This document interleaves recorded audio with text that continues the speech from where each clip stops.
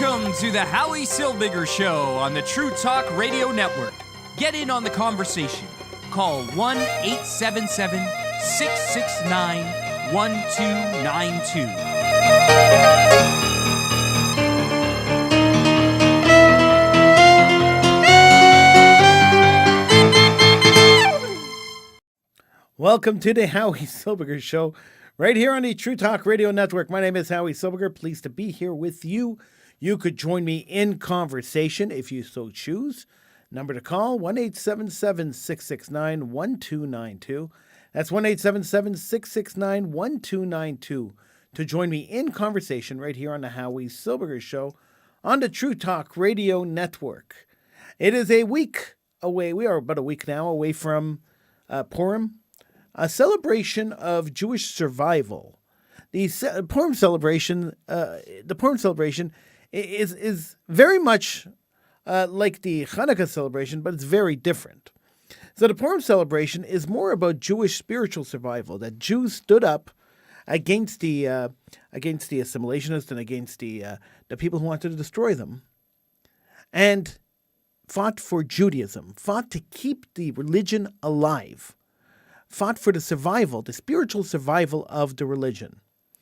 While Hanukkah fought for the physical survival of the Jewish people, Purim was more about the spiritual survival of the religion. And so it is quite ironic, if you ask me, that our community, the Montreal Jewish community, has decided to use the week before Purim to take a deep dive into intermarriage and inviting intermarried people who are actively destroying Judaism, to be part of our Jewish Federation.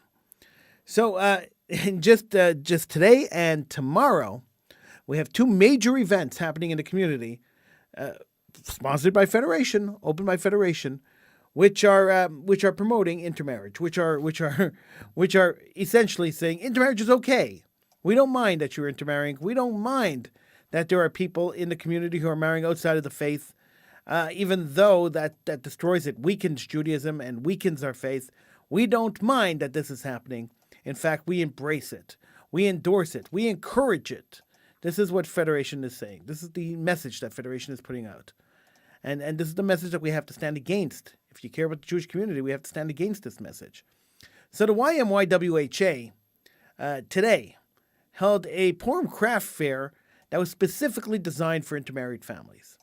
Tomorrow, Federation is holding a dinner program, schmooze and booze and schmooze with intermarried couples. One has to ask the question, and this is the question that last time I covered this on the show, last time I spoke about this on the show, this was the question that was asked of me, and the answer that I gave is the same answer I'm going to give you now. Why is Federation doing this? This is the question. Why would Federation actively promote intermarriage? What is the purpose behind that? Where does Federation come out winning in this? Where they on one hand they say we encourage Jewish continuity and we invest in Jewish continuity, and this is their big thing, that we invest in Jewish continuity, and on the other hand are saying that we support intermarried couples. One doesn't work with the other. You can't say that we are investing in Jewish continuity when we are hosting and putting together programs for intermarried couples. There is no Jewish continuity in couples that married outside of the faith. Jewish continuity exists because Jews marry Jews. Jews who marry outside of the faith are breaking Jewish continuity. Now, are they breaking it forever? Do they never come back? Do they never rejoin the Jewish community? Some of them do. But the vast majority married outside the faith simply because they didn't care about Jewish continuity. They couldn't care less about the preservation of Jewish culture and Jewish traditions and Judaism. And that's why they married outside of the faith. That's why. So does catering towards intermarried couples, catering towards people who married outside of the faith, is that Jewish continuity? The Y gets millions of dollars a year to promote Jewish continuity. And this is how they're doing it. And I know what the argument will be. The argument will be that one of the partners in this intermarried couple are Jewish, and we're encouraging that one person to come back and rekindle their faith. And there might be some validity in that argument, but it doesn't really hold water when you think of all the Jews who haven't intermarried, and that we could be investing in Jews who have not yet intermarried and encourage them not to, and encourage them to stay within the Jewish community, encourage them to marry and to date within the Jewish community. We could be spending money doing that and not chasing the ones that left. When we know that the intermarriage rate is at 55, 56% in America, we know that our kids are at risk. We know this. Yet we're spending money to chase after people we've lost already, rather than spend money and effort trying to save the people we have. Sometimes you got to hedge your bets, and sometimes hedging your bets means that you should really focus on the people that are still part of the Jewish community, the people who are still have some connection to Judaism, and not so much on the people who don't. At least that's my humble opinion. You could disagree with me, and you can feel free to call in if you so choose. The number to call, 1-877-669-1292. That's the number to call to get in on the conversation, to talk to me right here on the Howie Silbiger Show. Now, you may disagree with me, and that's fine. We're all entitled to our opinions, and I encourage you, and I encourage you to call in and let's talk about this. Do you think there's any value in federation and the why reaching out to intermarried couples? I don't see the value in this. I don't see how this is going to help the Jewish community in any given way. Now, I've heard the argument. I've spoken about this before, and I heard the argument that some people have made, saying that, hey, maybe some of the kids that are kids of these intermarried couples are Jewish, and maybe if you go after the couples, you'll get the kids. But if the parents aren't committed to Judaism, the majority of the kids, I can't say all of them because I've known lots of cases where kids who are parents who aren't connected to Judaism have become very, very, very Jewish and very religious. I know of cases of that happening, but the cases are few and far between. We have kids who are falling through the cracks. We have kids who are disappearing. Kids who are totally giving up on religion in our Jewish day schools. And maybe our money should be going towards those kids, the kids that we have a chance of saving and keeping in our fold, rather than chasing people who have left already. What a waste of federation money. What a waste of time. What a waste of effort. And what an insult to the Jewish community, asking us to raise money and donate money to federation, asking to give them money so that we could promote Jewish continuity in the city. And they go and they take that money to promote intermarriage. It's vile and disgusting, if you ask me. 1-877-669-1292 is the number to call. 1-877-669-1292. Now, vile and disgusting is going to be the theme of this show, unfortunately, because the moral values of the world have just dropped to almost nothing. It's really scary and sad and completely. Actually, I said scary. I'm going to say terrifying. It's actually terrifying what is going on. Now, Canada is generally a little behind in this kind of thing. We usually catch up a few years after the States do. And so we could actually look at the United States and see what's happening there and realize it's coming here, and it's coming here quick. And we got to do something to curb this. So I'm going to play you a clip right now of an 11-year-old boy, a grade 6 boy, who went to his school library and found a book. Now, I don't normally give trigger warnings. I don't believe in that. I think that we're old enough to be able to look at something and understand how disgusting or how scary it could be. But I'm going to tell you that this because we have families sometimes watching and listening to the show, I'm going to warn you that there's some pretty graphic content in the clip I'm about to play. So if you have little kids listening in, you might want to send them out of the room for a couple of minutes while I play this. Here is an 11-year-old boy who took a book out of his school library. He'll describe it to you. I'm not going to describe it to you.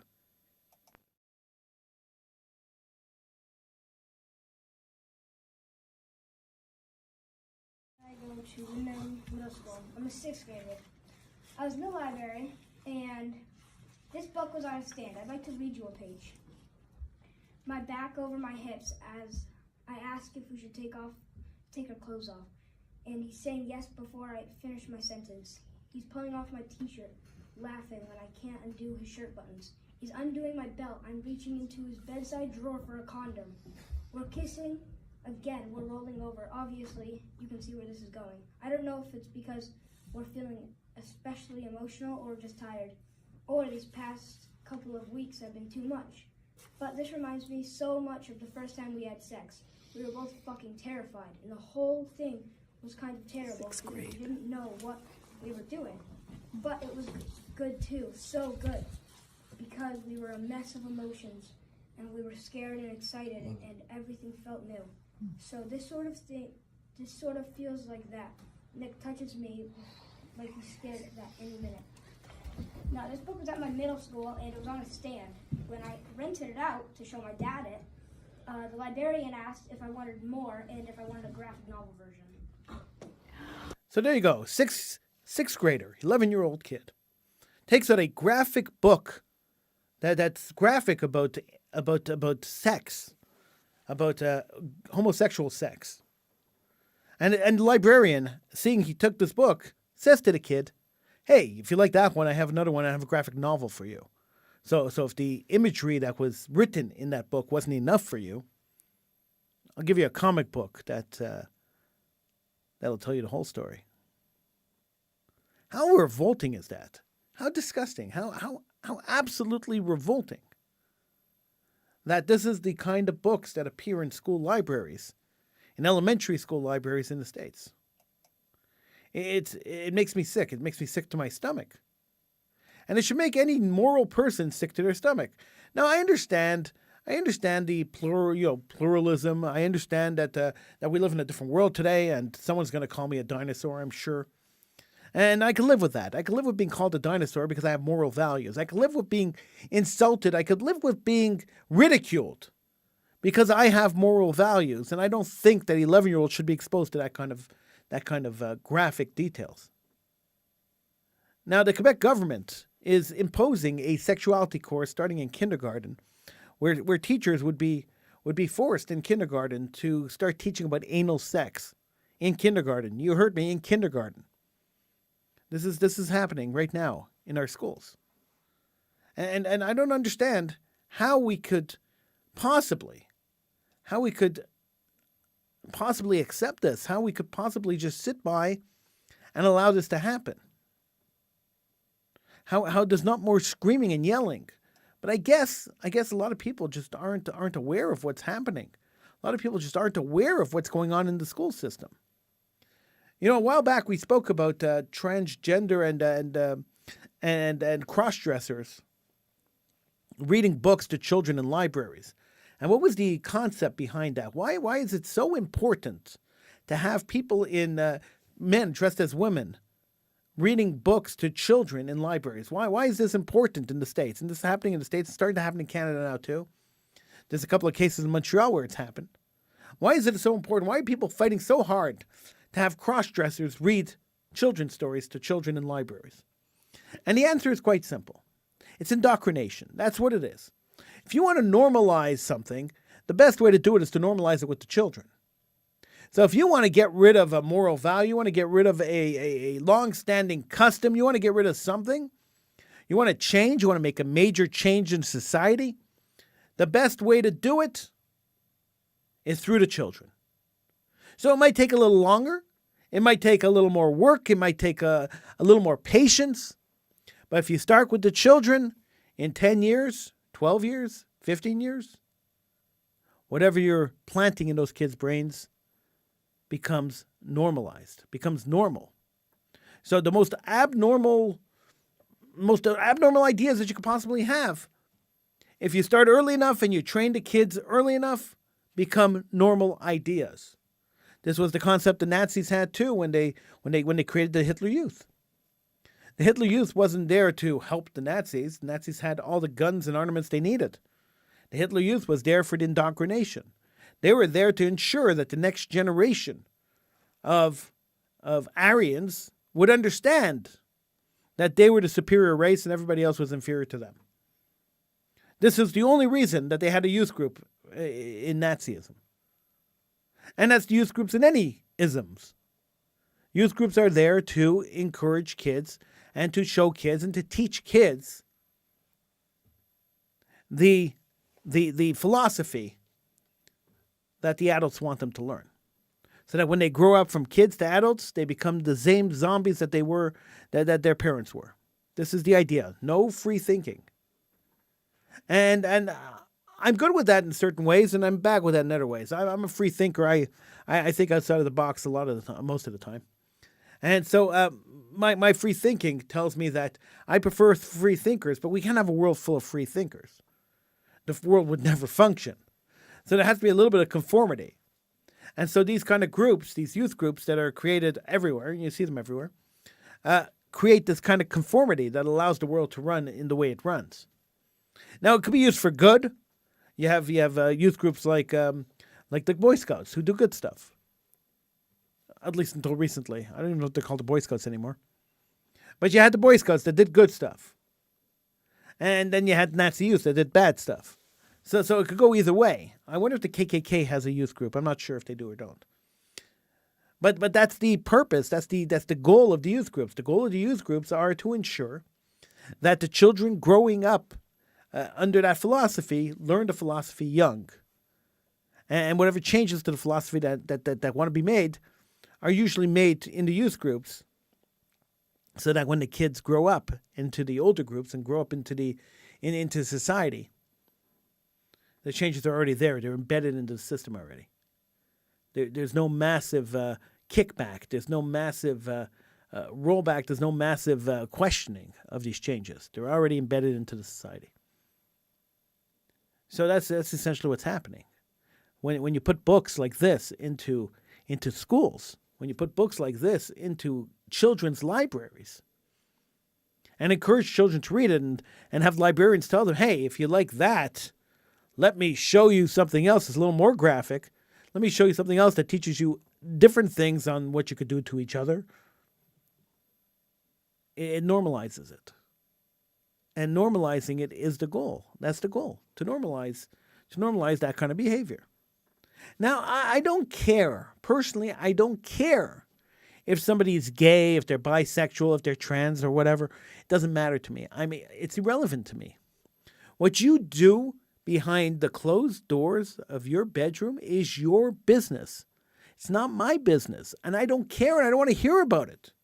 I don't tell you what goes on behind the closed doors of my bedroom. I don't want to hear what goes on behind the closed doors of your bedroom. It's irrelevant to me. If you're a good person, I don't care which way you lean politically. If you're a good person, I don't care which way you lean sexually. It doesn't matter to me. If you're a good person, you're a good person, and I could like you, and we could hang out. We could be friends. And you could disagree with me diametrically on everything I say and everything I do, and that's fine. You have the right to do that. But if you're a good person and you're a moral person, then I want to be your friend. I want to hang out with you. I want to be part of your life. I want you to be part of my life. But if you're not a good person, then do we have anything to talk about? Then why are we even having a conversation? Then get out of my face. I don't want to have anything to do with you. And that's the truth. So what do you like to sleep with, men or women, or you like to dress like a man or a woman? I don't care. Don't tell me about it. Don't march down the street and show me it. Don't tell me about it. I couldn't care less. It's irrelevant to me, and it should be irrelevant to everybody. We should only judge people, and we should only base our judgments on people based on the good and the bad they do. Based on their personality, the good, the bad they do, that's what we should judge people on. Nothing more, nothing less. And telling me that you sleep with men or telling me that you sleep with women isn't going to change my attitude towards you. It's not going to change the way I think about you. Because that's not the criteria of how I make my decision on who I want to talk to and who I don't want to talk to. Giving me useless, pointless information is not going to encourage me or discourage me from being your friend. it might discourage me actually because, if somebody's just throwing me useless information all the time, I might not even want to hang out with them. Just be a nice person. Life is easy. My gosh. Why do we have to make it so difficult for no reason? 1-877-669-1292 is the number to call. 1-877-669-1292. Join in on the conversation here on the Howie Silbiger Show on the True Talk Radio Network. The Howie Silbiger Show is heard mostly every night right here on TrueTalkRadio.com, where we have a lot of different shows. Feel free to check out our schedule at TrueTalkRadio.com and download the True Talk Radio Network app, our app, from your favorite app store. So whether it be an iPhone app store, an Apple app store, we have apps on every store. Feel free to search up and look up the True Talk Radio Network app and download it. And you can listen to 24 hours of TrueTalkRadio.com. We have a whole diverse lineup of shows. You'll love them, you'll hate them, you'll be mad at them, and you'll and you'll applaud them. And that's really the way it works with any radio station. So feel free to join us and to listen to TrueTalkRadio.com 24 hours a day, 7 days a week, 365 days a year. TrueTalkRadio.com. All right, so let me get the elephant in the room out of the room for as I close off the show. We're not doing a very long show tonight, so I'm going to close off the show in a couple of minutes. I haven't been on for a while. I'm still having a medical issue that I'm dealing with. I get on when I can. It's a little difficult for me to get on, but I get on when I can. Hopefully, I will be done with this very shortly, very soon. But until I am, the show will be on sporadically. We'll be on as much as we can. I'm taking one day at a time. So if I could get on, I get on. If I can't get on, I don't. I appreciate everybody who's emailed me and who's texted me and who's contacted me, concerned that the show hasn't been on in a couple of weeks.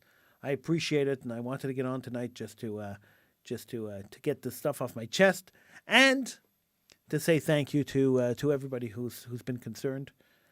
I will be back on a regular basis sometime in the near future. So thank you so much for your concern. Thank you so much for being here and for listening to the Howie Silbiger Show right here on the True Talk Radio Network.